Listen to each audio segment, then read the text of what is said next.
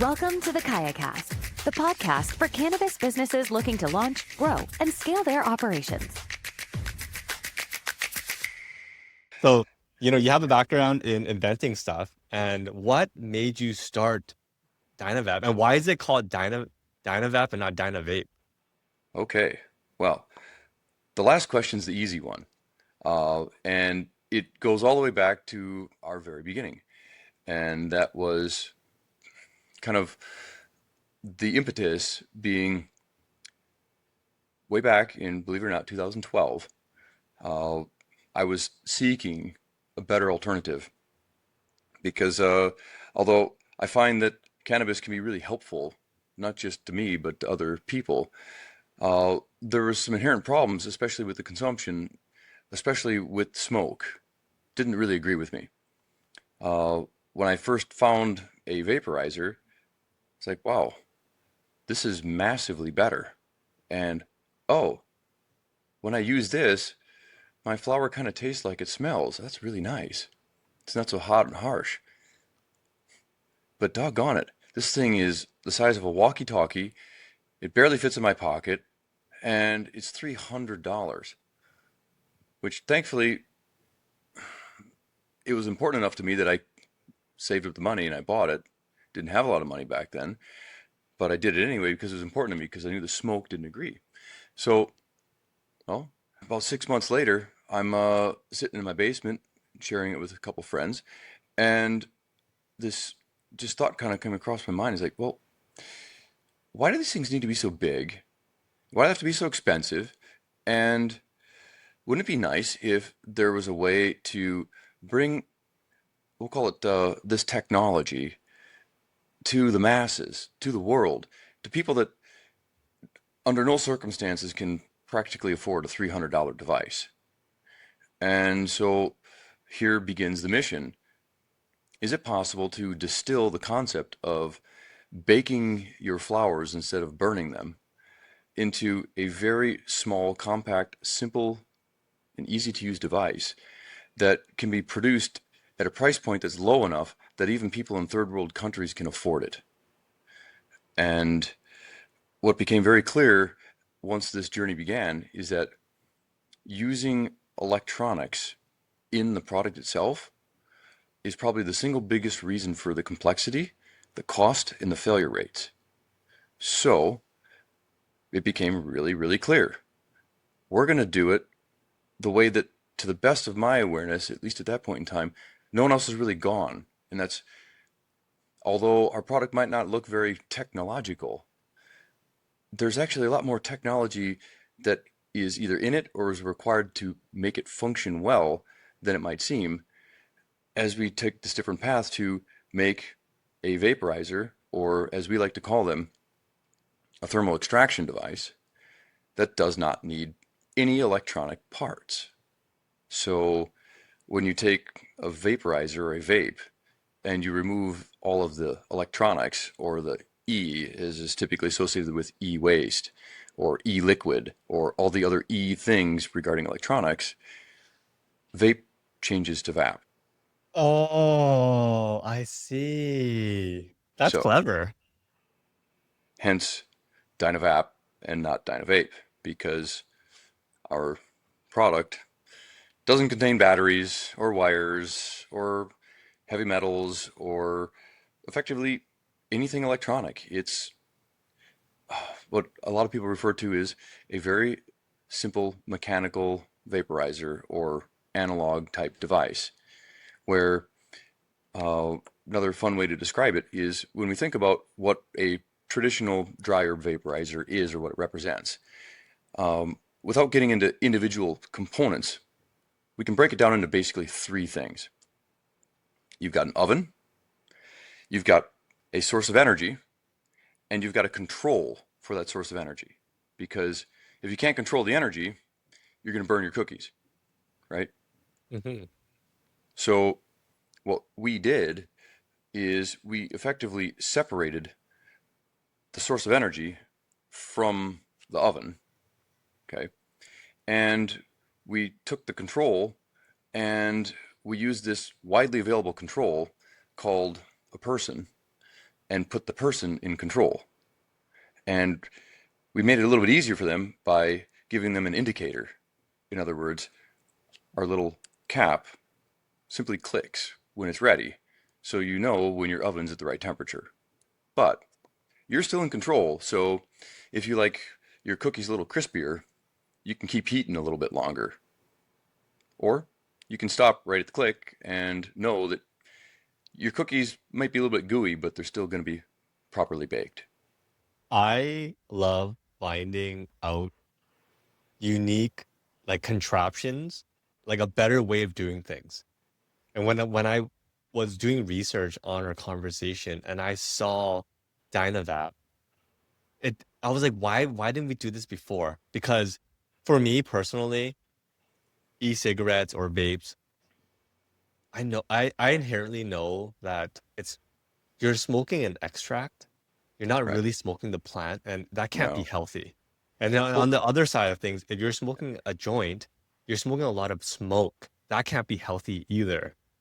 Are you an engineer? Like exactly. what's your background? How did you think that you could solve this problem? And what made you start this business?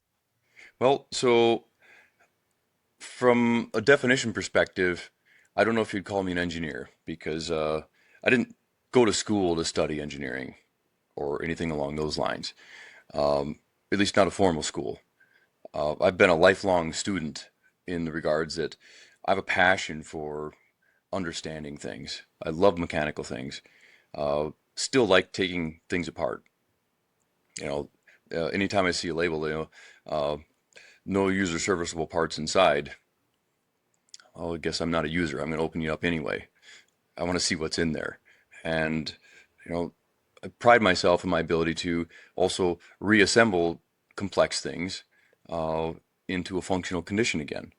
So it gave me a little bit of background, a little bit of understanding how things work. And the other component being, I suffer from a condition where I'll get fixated on something and I am just driven to continue pursuing whatever that thing that I'm fixated on might happen to be until I find resolution. And this was one of those things because I was really passionate about what it represented. And the other thing that I saw here was the opportunity that, okay, here I am at a point in time in my life where I don't have access to much for resources. I want to create more products. Okay. How can I get access to resources? Well, there's basically two ways. Someone's going to contribute some resources to you, hence raising capital, right? Or you're going to find a way to create something of value and bring it to the market, and the market will contribute resources to you. It's the only two ways that I'm aware of that it can really happen. And I didn't know anything about raising capital. So I guess I just need to figure out a way to create something that's worthwhile and see if I can have it interesting enough that I can engage with people and they might want to buy it. So I So just went when for it. you created, when did you create your version one of this portable vaporizer? So version one happened in early 2012. Mm, So a little while ago. mhm. Uh, at that point in time, I was spending most of my time um, kind of working for and managing a spray foam insulation company, which was another interesting challenge. With some complex equipment and plenty of problems to solve, which I like solving problems, especially mechanical ones. So it kept me there. But it didn't it didn't check all the boxes, right? I didn't find myself after doing it for several years. Okay, well, I can take some nice vacations, I can buy some toys, or I can buy some equipment so I can start making things. No, it just kind of scraping by and pouring a huge amount of my available time into kind of trying to get this company stable and running. And then 2012 rolls around and I get this idea. It's like, no, I think this is going to be a big thing.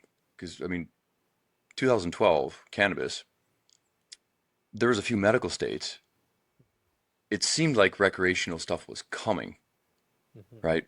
like on the cusp. It's like, there's going to be a big opportunity here. I need to pursue this and just go after it. And that became a bit of a focus. From your envy, because it's one thing, and Elon Musk says it all the time, it's one thing to build a car, it's Yeah. another thing to build a car in mass. So it takes a lot of capital, a lot of planning, a lot of resources. When you decided, hey, I'm gonna bring this version one to market, Hmm. where did you start? Because it when I look at the vape, it seems to me that there's a lot of customized parts, a lot Oh, yeah. of a lot of stuff that needed to come together to produce in mass. Like, how did you start? Oh, it was such an interesting journey, right? I started by doing something, right? Uh, so for years leading up to this, I was just trying to create something, right? Trying to find something that I could make that would be interesting and bring value, that would hopefully give me access to some resources so I could do more of that.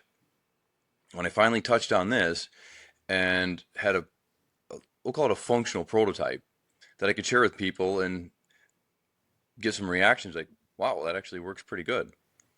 I was like, all right, well, I'm going to put some more effort behind this now. And all along, this is me sitting at a little desk in my basement or in whatever space I could kind of carve out, basically cutting and grinding and sanding and filing and just manipulating things, trying to build another unit. Okay, that works better. Well, now if I'm going to make a couple more, how do I scale that? Make a fixture, make a jig, do this, do that. And just systematically going through the process. Okay, now uh, roughly 2 years later, a whole lot of other things, development and life happening between then. All right, if I'm going to do this, I got to do it. How am I going to do it? All right, well, the metal part, the cap. I need a good supply of those, and they're not going to be an easy part to make. I tried numerous different ways to make them myself, and it's like the best way to make that is through basically the same process they use to make aluminum cans, right? So Mm. it's called a deep draw process, and it's really really suitable for mass production. Okay, so I'll get that made that way. Who's going to do that? I had to find a company that can do that, and that was a journey, just trying to find a supplier, and then okay, I found a couple companies that can do it, but it's $16,000 for the tooling, and it's going to take months for them to make the tooling, and maybe even longer than that for them to actually start producing these things. But it's like, all right, it was one of the most expensive things I had ever purchased, except for my house, and it came at a time where I was nearing one of the lowest points financially, where I just didn't have much to work Mm. with. But I have to be grateful and thankful that when I had a little conversation with my wife, it's like, hey, I need to do this. It's going to be $8,000 to start, another $8,000 when it actually works. And that's just for the tooling. Then we have to buy the parts afterwards. And she apparently had enough confidence in me to say, okay. And we figured out a way to pull a little bit more cash out of this or that, or some retirement funds and credit cards, and got the whole process started. And while that was being worked on, I started working on other ways I could start scaling this up and continuing the refinement of the product. Okay. And it was almost a year after that before I finally actually had the key raw materials being, the parts we make the little caps out of. Uh, that one's black. They're normally more of a stainless steel color. Uh, and all right, now how am I going to get it to the market? So did it the only way that I could imagine was going to work for me, and that is I put together a crowdfund campaign. Oh, really? Yep, which would have worked actually pretty good, except several other vaporizer companies had successfully raised a fair amount of capital a couple years before, and the crowdfund campaigns decided that they didn't want to have that sort of thing on their platform, so they changed the rules. And I thought I was complying with the rules, but apparently not enough, so they shut my campaign down. Oh, But it's kind of like one of those things where sometimes the universe can work in really interesting and mysterious ways. And after they shut my campaign down, being a person that doesn't tend to give up easily, it's like, okay, so I can't offer a vaporizer as a reward, but I can offer a case for the vaporizer as a reward for contributing to my campaign. So I reformatted the campaign and took the vaporizer out of all the rewards, and I just said, had all the same pledges, and you get a special case that's perfectly designed to fit the device. Seeing if people kind of see between the lines and contribute anyway. And lo and behold, I relaunched the campaign, and all the people that had contributed to the original campaign got notified. And it was probably one of the most exciting moments in my life at that point when, over the course of just a couple of hours, here I was, right back where I was when the campaign got shut down and everyone got their money refunded, as all these people recontributed to buy this special case. Oh, I love that. I love that story because that actually gave me goosebumps. It it perfectly encapsulates the journey of an entrepreneur, how resilient you have to be. But what a roller coaster ride. You had Well, highs to the lows and back up. I wish it would have been that easy though. See, and this is where I think it's important as an entrepreneur to understand that, okay, this exhilaration, I'm actually back to where I was and accelerating, and things are really moving. Like, this is fantastic. It lasted 3 days. The campaign was supposed to be 60. However, again, because of the way that the universe works, okay, my campaign got shut down. So I'm on high alert here. I'm navigating a challenging road, which for anyone in the cannabis industry, that's how you operate because you're in a gray area. Even though things are a little bit more understood these days, there's still all these legalities that just aren't quite defined. So here I am. Did I change it enough? Is it going to get shut down again? Well, thankfully at that point in time, uh, I had access to all the contributors' email addresses once they would contribute. So I made it a point to multiple times a day capture that.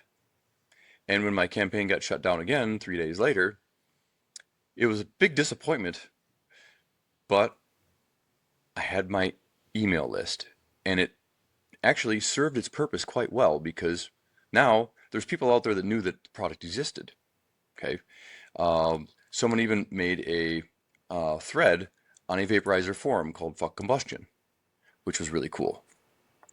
And it's like, okay. And so then I can go there and I can interact with people. I can answer some questions. And then I also had to then contact my web developer that was helping me out with the website that was live, but wasn't capable of e-commerce yet because didn't need to because I had a crowdfund campaign that I was going to do. So here I've got no crowdfund campaign, no funding, campaign shut down, accounts locked, but I've got emails. So, like, all right, talk to the web guy. We got to get this e-commerce up as quick as possible so I can contact these people before they go And is cold. this 2015? This About is 2015. 2015. Yep, 2015. 2015. Wow. So we managed to get the website live for e-commerce in 5 days, which was fantastic. And then I drafted an email and sent it out to everyone. Say, hey, sorry about all the runaround with the campaign. Really appreciate your support. If you are still interested, you can contribute right here and pre-order this product, and I'll do my best to get it to you as quickly as possible. And it was another one of those beautiful moments where I was absolutely shocked at how many people that I just emailed now and took from a campaign that was canceled twice and redirected to a website that did not look very good at all to buy this thing. And they came and bought it. Okay. Now keep in mind, it wasn't expensive. It was 20 bucks. Okay. Because I knew I needed it cheap to get the risk level low enough that I could get people to at least take a chance on it. Hmm. But still, How ended big up was your email list at that time? uh, like 150 people. So it's Wow. like nothing, right? Like No, but nothing. it's a lot when you're first starting off. Well, it's a lot when you consider that it's 150 people that have been pre-qualified Yeah. as definitively having interest in your product. Was that the aha moment that you had as an entrepreneur where you're like, okay, I got something? I mean, you were I going got all in something. beforehand, but Yep. this is just the wind. Well, it was wins and exhilaration followed by, ha, gotcha. Now what are you going to do? Mhm. So this game, and I think it's important that we try and look at some of these things as games because you're gonna struggle with various aspects of no matter what it is that you try and do. Because what is a business? It's the attempt to create organization out of chaos. Okay, that's not easy. And as soon as you stop the organizational process, it starts to break down and the chaos kind of comes back into the play. And that's this balance that we're trying to find here as we go.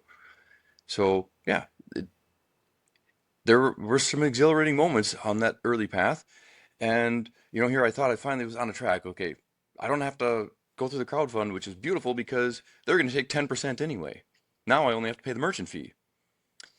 Well, right now the merchant fee is PayPal, so it's like 5%. So that's saving me 5%. Great. About a month later, then PayPal shut my account down because they didn't like vaporizers either. Oh my God. So here I am. All right. I thought I was on track and taking pre-orders. I got a little bit of cash flow. I'm trying to build these things, but now I can't take orders anymore. And PayPal froze my account. In fact, they did one step worse than that, and it really kind of showed the true colors of what that organization was. When, uh, being just a little bit conservative here, I was making it a point to withdraw the funds on a regular basis. Well, not only did they freeze my account, they went back into my bank account and took money out of my bank account What? and then froze my account. Yeah, because apparently I violated their terms of service because they thought I was selling, here, get back in these terms, vapes. But I wasn't selling vapes, I was selling VAPs. Basically a pipe uh, with a cap that clicks when your cookies are ready so you don't burn them. Mhm. But you can't explain these things to these people because they don't give you an opportunity to do so. Okay, well, here's the next challenge. Now, we got an e-commerce website, but I don't have a way to process payments. So I need to figure that out. So I had to try and find a merchant account, but I don't have any history. Oh, yeah, sorry. If you could show us your history, we'd get you set up right away. Yeah, but I don't have any history. Well, then we can't really help you. And finally, I've got one company that says, well, we can do it, but you're going to be high risk. So we're going to charge you a lot of fees, and we're going to have to put up a reserve account where we're going to take 25% of every transaction and put it into this reserve account until you have $10,000 in the reserve account just to make sure that we don't have a chargeback problem. Okay, that doesn't sound like a very good deal. So I had to navigate that. But eventually I got a merchant account open and was open for business and was able to finally start moving in that direction of, okay, now we can start scaling some other things. How did you, so that was the operational hurdle that Yeah. you had to get through. Yep. Once you solved that, what was the next step on, because that sells itself. When I saw that, let me tell you, George, I have to order it, and I already have birthdays of friends that I'm like, okay, this is perfect for you, right? How did you get word out that, hey, this is a better contraption? So that part was probably one of the most fun parts of this whole journey. And I'm going to say to a large extent it still is. Uh, and so the big component was that vaporizer form that a person that I've never met started this thread about our product. And when I saw it there, I was like, oh, this is great. And I saw people talking about it and they had questions. So I started answering questions. So I went and made an account and just started interacting. And then here I am, this is as the crowdfund campaign is going, like a week or so, 10 days in, I go to log in to check on this thread so I could keep the interaction going. And I find that, oh, my account's been frozen for violating the terms. I'm like, wait a minute, what's going on? So I reach out to the mods and I don't get a response.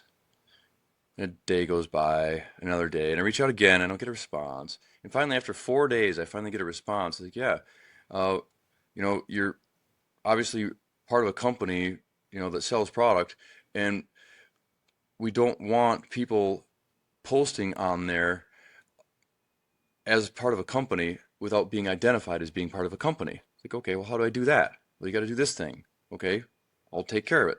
So I took care of it, and the person was actually really nice, and we got it resolved, and everything was great after that point.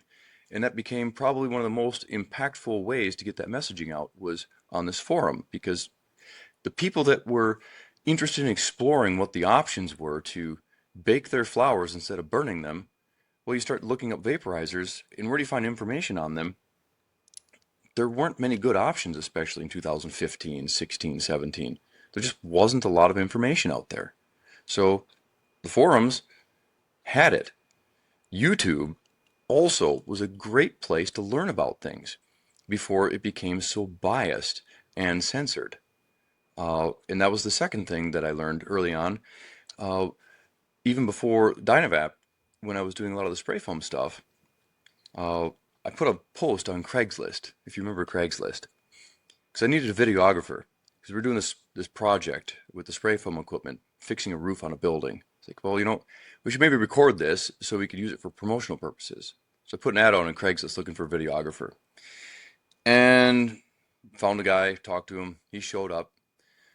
I think I offered him like $50 to record this and edit me a video. His name was Ben. We call him Video Ben now. And he's still a member of our company and has been since the beginning. So he helped me through the spray foam stuff. And then when DynaVap got going, I was like, hey, Ben, you want to help me do another fun project? So he helped me with the crowdfunding and everything and has been along for the whole journey. And his big thing when we first met is like, hey, I'm going to put together an infomercial for you for YouTube. And so he did that. And it drove a fair amount of business for us for the spray foam. And so when starting DynaVap, I was like, hey, Ben, we've got to do the same thing, but better. And so we started making videos and started recording the content and recording some of the trials and challenges that we were encountering along the way and just sharing that, as well as explaining our product, which is really important because our product is so different from what people are accustomed to or familiar with, that without videos to show them that, hey, even though there's no battery, you can get comparable performance to an electronic vaporizer. And the best part is, if you really learn how to use this thing, you can get better performance than you can get out of a battery-powered unit.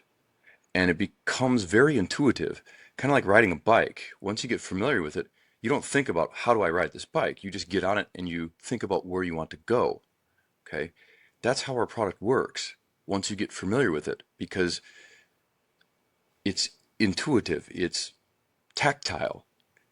You get to hear what's going on and you get a feel for how to use it based on what you're looking for in that moment. Mm-hmm. And so it's just got a different level of interactivity that I think helped it be a little bit more appealing to people that fall into this category that's really important, especially for a startup company. And that's the early adopters, if you know what I'm Yeah. talking about. The early adopters, they want the cool new thing, and they're willing to deal with the less refined components of what that new thing is because they want the cool new thing. Okay? Since they're willing to deal with those less refined components, they tend to be a little bit not only more tolerant of that, but almost engaged by, can I make this thing actually do what it's supposed to do? So they have a little bit more tolerance for the learning curve. And Mm-hmm. so our goal was to really engage with those people. And I think another important component of what helped us find a little bit of success here is not only engage with them, but make their day. Because when I think about the value of a customer, I think you can create a scale for the value of a customer. And that is, what's the value of the first customer for a brand new business compared to the 1 millionth customer? It's not the same, if you know what I mean. Yeah. Those first customers are near priceless. And so there's nothing more important when starting a business than doing everything you possibly can to make sure that those first customers not only get a good experience, but no, you want them to have a phenomenal experience. They are your most valuable investment right there. Your business will fail if you fail your customers. That is words of wisdom. How did you mention that? Did you get a lot of feedback from your initial customers, and did Oh, that tons of it. help shape the version? What version are you on Yes. now today from your Oh, initial version? it depends how you define version, but it's our product has been refined hundreds and hundreds, if not thousands of times, depending on how you look at that. And that's kind of one of the next things that I think played a really, really important role for us as a company on our path. So our original product was effectively a glass tube, okay, with another little glass tube inside, not exactly great little rubber mouthpiece that held them together, and of course one of our little temperature indicating caps on the end so that you could literally heat it with almost anything until it would click. Okay. And for anyone that's never seen that, I think it's probably worthwhile just do a little quick demo so you can kind of see what the process is. Like for example, on this one here, just a small little chamber, and put your flower in, cap goes on like this, and I like to use a torch because it doesn't bother by the wind. I just aim and rotate a little bit till I get that click, Mm. and I'm ready. So very, very simple device, super compact. I mean, it compared to the lighter, right? There's almost nothing here. So you get a form factor of a one hitter or a cigarette. Doesn't weigh much more than that. Heats up really fast, but it's not burning. We're baking instead of burning. Okay, so that right there certainly appealed to customers. But back to your feedback question, one of the first things that happened when I started really engaging on this forum, because that was my best interface with the customers, existing customers and potential customers. Existing customers posting about the small number of units that have actually shipped out, and they're like, yeah, I actually got it. It actually works pretty good. It doesn't look great, but it works surprisingly good, which helped, grow that interest. Well, then people on the forum suggested I connect with this other maker in the space, who goes by the name of Ed's TNT. And so I connected with him. Like, hey, Ed, so what do you do? Well, I make really cool wood stems for solo vaporizers. Okay. Hmm. Well, I was told I should get in touch with you so we can do a collaboration because he was more well known in the space. Yep, I can do that for you. But I'm thinking to myself, wait a minute. I've got this device made out of glass with a metal cap, and you make stuff out of wood. How are we going to do a collaboration? I can't make a wooden tube that I put my metal cap on and torch. You're going to be extracting stuff from the wood as well as the flower, or it's going to catch on fire. That's not going to work. So the simple solution was, well, maybe we need a different material. And maybe we want to use a cool material that people really like and have an attraction to, like titanium. And what came from this is, well, glass is great. Wood's really nice. But if we can make our oven out of titanium, well, then we can use O-rings to connect that oven to a wooden tube. And the titanium can take the heat. The O-rings will allow for a little bit of variation in dimension in the wood and also function as a kind of a thermal break between the titanium and the wood. Maybe we make it like a hybrid thing here. And so that's what we did. And in the process, not only made something that was really elegant and simple and kind of sexy, but it was the beginnings of what became probably one of the most important forks in our road, and that is modular parts. Oh, wow. And this was from a forum. You did a joint venture with another company Yes. to create a vape. So what's your relationship now? So we just did, it's funny you mention it, another collaboration with Ed's TNT like weeks ago, where he made up a batch of custom wood stems and we mated them with one of our modular tips and made it a full device, and here you go. Another thing. I like collaborations. I like working with other creators. I like supporting other creators. And, wherever practical, I like to do what I can to offer them maybe some guidance if it's possible, because there's nothing that's been more fulfilling and satisfying in my life than being able to pursue something that I care about. To being able to go to work, not only just go to work, but when I wake up in the morning, I'm excited to go to work. I mean, I love going to work. I go to work almost every day I possibly can It's because amazing. it's just what I love to do. And I think it's this combination that is responsible for some of the most amazing things that we find in our life are the things that are created by people, not because they have to necessarily, but because they want to, because they're driven to do it. And it's this combination of this is what I want to do. This is what I want to create. I can't wait to go and work on this project again. Whether that's your hobby or not, well, with a little bit of effort and a little bit of tolerance for disappointment and setbacks and obstacles, the hobby can be converted into a job, to a business where you can pursue your passion and potentially get others to jump on board and help you pursue that passion. So you can pursue that passion with vigor and with the capability and the capacity to take it to levels that would not be possible no matter how many hours you work. It's just not possible to do what's possible with a company of dedicated, driven, passionate people all behind the mission of a company. What was the next hurdle that you have to overcome? I saw in the video that you guys outgrew your space, had to move into a new one. Yeah. Well, What are the challenges that you're facing okay. today? So that happened in early 2018. Okay. So here we are. 2016 comes about. Got through 2015. Late 2015 is when the modular components kind of came into the mix. And it was a real epiphany that not only can I do this collaboration with Ed's TNT, but if I can make this titanium oven with our temperature indicating cap fit on a wooden stem, I can put it on a tube of nearly any material as long as the inside dimensions are the same. Just plug and play. Oh, that means we've got all these different things we can make, all these different materials we can use, all these different designs we can come up with and implement.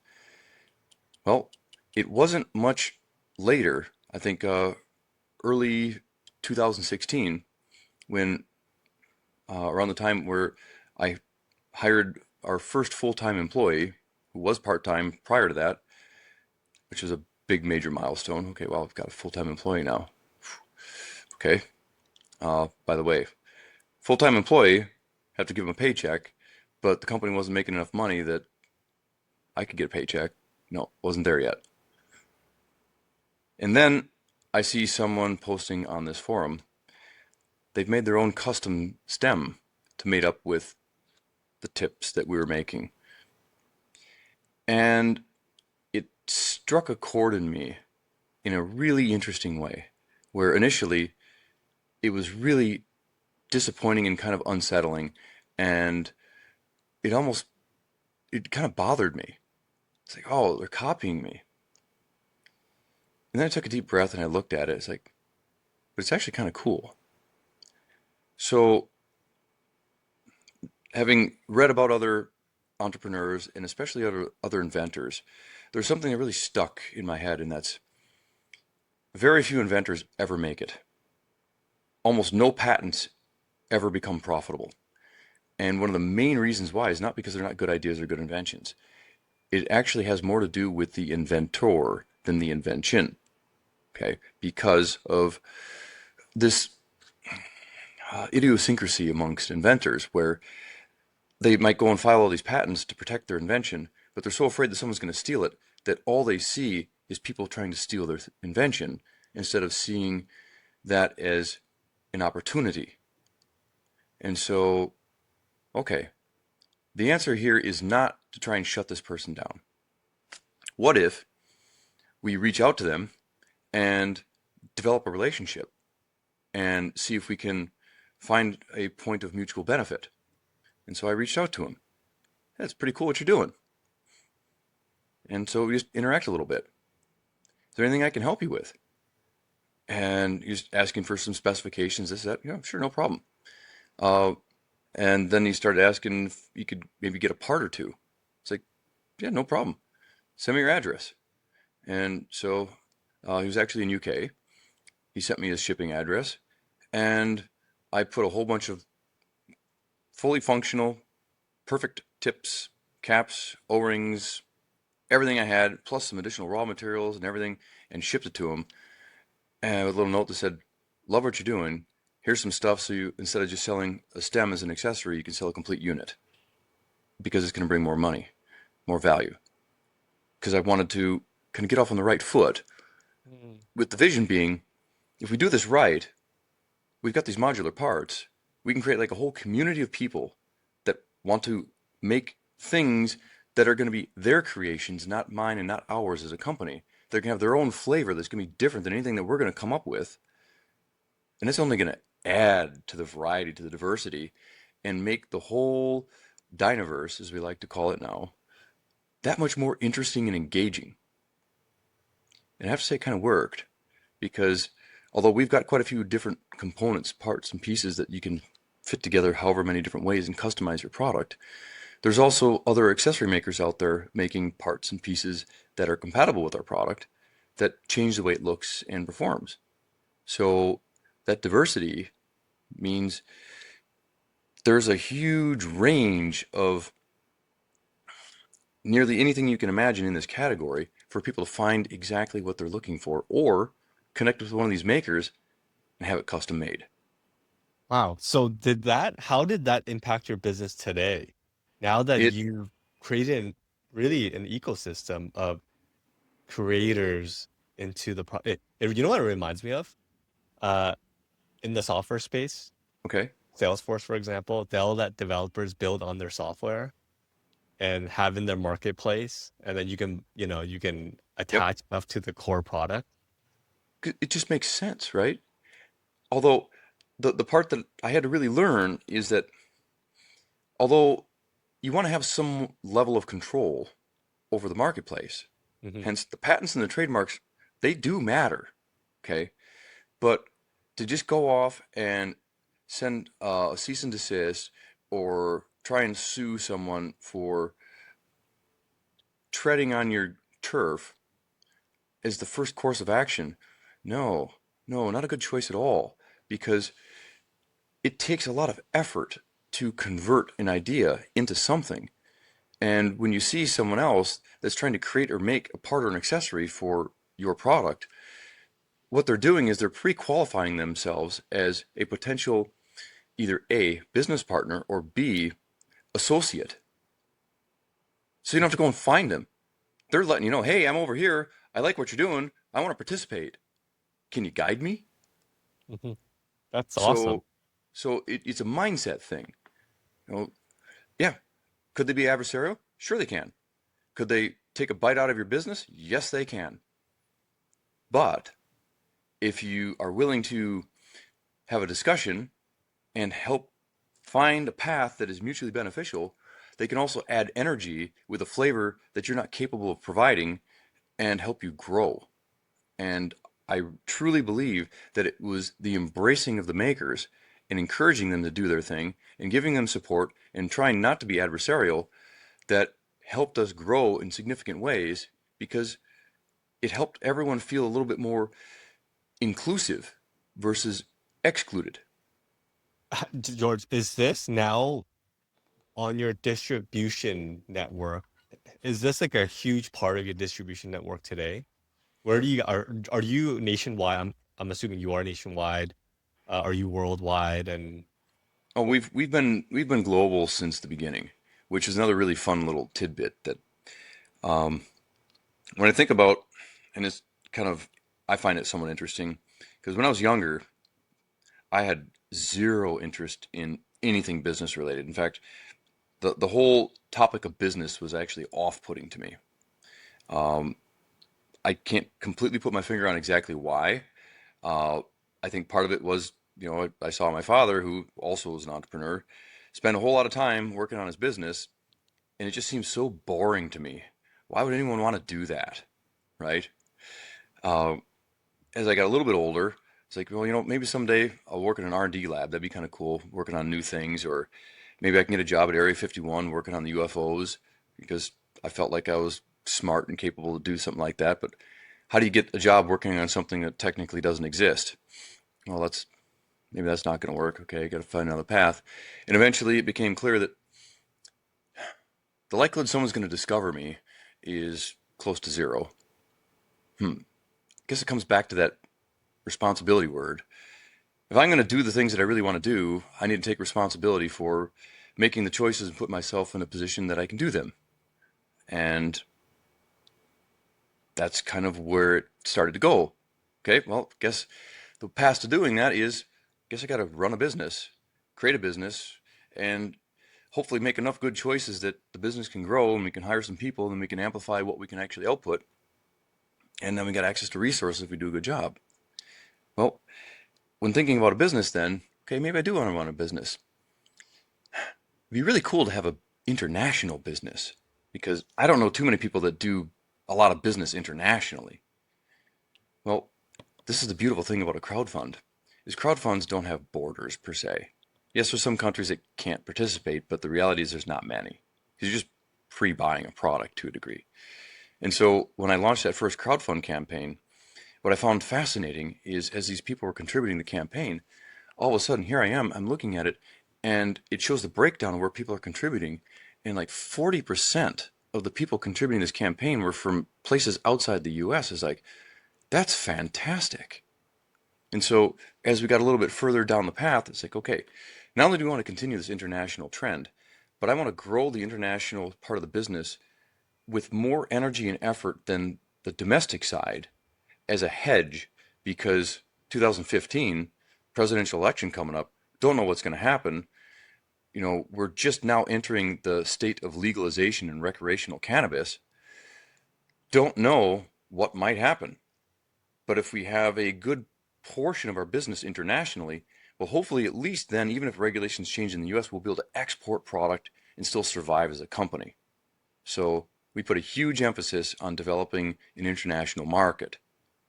And so today, we're still right there in terms of the amount of product that we manufacture and produce, and export is around 40, sometimes as much as 45%. That's amazing. I I know that we're running out of time. I want to have you back. I want to dive deeper into Okay. your journey. This has been, I love business. I absolutely adore business. I love the challenges and the persistence that it takes to get an idea and have it become successful. What's your distribution channel today, George? For our listeners listening, Well, you okay. have to check out this vape, or VAP. I should say VAP. It's an amazing contraction. I love seeing things that I'm like, Jesus, why don't I have that in my home? What's going on? So, uh, if you want to connect again, I'd love to do it. It'd be kind of fun, because then we can kind of chronologically kind of go through the path here. Because really, we've only gone but just a couple years into how we got going and some of the critical decisions and some of the other setbacks that I think are really important to elaborate on, because the universe is going to do a little test on a regular basis to make sure you still want to be doing this, that you're still passionate about it, to make sure, yeah, okay, you're going to get past this one, I'm going to throw you another challenge, right? Mhm. But anyway, as far as the distribution is concerned, uh, when we were just getting started, 2016, 17, we were an unknown company, right? The only people that knew we even existed were people that went to website forums and then finding a couple of YouTube videos. So we were primarily selling direct to consumers. But in the summer of 2016, we finally connected with a customer that was willing to take a risk and buy a larger quantity of product to sell on their website. So our first wholesale sales started to occur. Wouldn't it be great if we could connect with a distributor and just get this messaging out there? Number one, I don't think it would have happened, okay? Because no distributor would have carried our brand in 2016 or even 17 and likely even 2018, at least no normal distributor. But this is the cannabis industry where back then nothing was normal and you could get away with different things. And one of the most fun things is our product was sold in a plastic doob tube. Okay, no joke. That was our packaging, plastic doob tube. And we're selling products that sometimes were over $150 in a plastic doob tube. But it was mail order, so most people didn't care. And it was actually useful because it was airtight and you could actually wash your product in the tube, so it had utility. But the distributor's not going to carry your product if you don't have a UPC, if you don't have proper packaging, you don't have display, marketing materials. We had none of that. So we had to be our own distributor. And so we didn't just have to grow as a company, grow as a brand, find a way to continue funding and operating our own engineering and R&D department, but then we had to make another really critical choice in 2016 where, okay, if we're going to take this to scale, we need more product. And here's another fork in the road. Do we go and have it contract manufactured overseas, likely much cheaper than we can have it made here, and then we can get quantity, and then it'll come in packaging and we go into distribution. But then we run the risk of having our idea stolen, and we lose the ability to rapidly refine the product. So we lose a lot of control. And then if the manufacturer doesn't make it the way that we want it or the way that's optimal and they screw something up, we're going to have a whole lot of substandard product. Then we have to either take the whole loss on it and then have another batch made, and we lose time, we lose cash flow, we lose the product, or we have to liquidate it and potentially damage the market.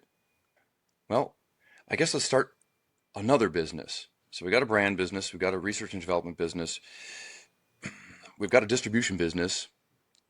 I guess we'll start a manufacturing business on top of that and learn how to make the stuff ourselves.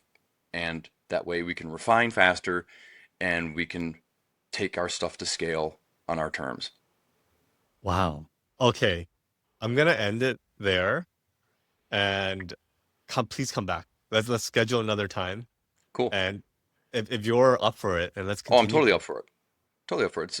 It's fun to talk about these things because it's been a really engaging journey. I mean, Yeah. the last 10 years, I can't think of a single time where I've been bored. It just hasn't happened. No, I know what you mean. I wake up every day just grateful. And that too. And I think that's probably one of the most important components. And if we're going to kind of end this segment here, if you lose your gratitude, you're lost. Yeah. Because it's probably the single most important thing that we have in this. And that's when we have the good fortune to be able to pursue the things we really truly care about and have passion for. Wow. There's literally nothing to be more grateful for. Mm-hmm. George,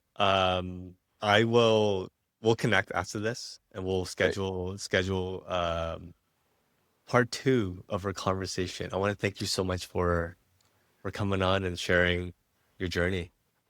You bet. It's been a real joy. I enjoy chatting with you. I think you've got the right approach, and it'll be fun to help other entrepreneurs with maybe a few little tidbits of challenges along the way. Thanks for listening to the KayaCast podcast. We hope you enjoyed the show.